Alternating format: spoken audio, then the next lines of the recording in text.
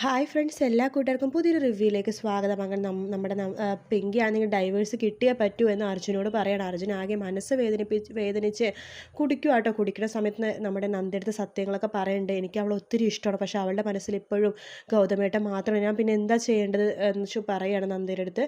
എനിക്ക് സഹിക്കാവുന്നതിലപ്പുറമാണ്, അവളെ ഞാൻ ഇപ്പോഴും സ്നേഹിക്കുന്നുണ്ട്, അതിന് വിഷമം മാറ്റാൻ വേണ്ടിയാണ് ഇപ്പോൾ കുടിക്കണേന്നൊക്കെ പറഞ്ഞ് വളരെയധികം വിഷമിക്കുമ്പോൾ നന്ദൊക്കെ അത് കാണുമ്പോൾ വല്ലാത്ത വിഷമം തോന്നും കേട്ടോ. നന്ദക്കാണെങ്കിൽ എന്ത് പറയണമെന്ന് അറിയില്ല. കാരണം ആ ഒരു അവസ്ഥയിലാണ്. കാരണം സ്വന്തം ഭാര്യ വേറൊരാളെ സ്നേഹിക്കണം എന്നറിയുമ്പോൾ ഒരു ഭർത്താവിനെ സഹിക്കില്ലല്ലോ. അതറിയണം നന്ദ മനസ്സ് വേദനിച്ച് അവിടെ നിന്ന് പോകുവാണ്.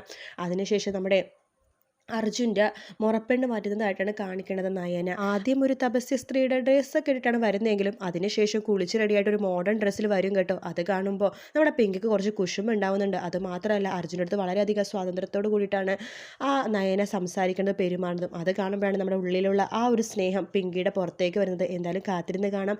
വീഡിയോ ഇഷ്ടപ്പെട്ടെങ്കിൽ ലൈക്ക് ചെയ്യുക, സബ്സ്ക്രൈബ് ചെയ്യുക. Bye bye.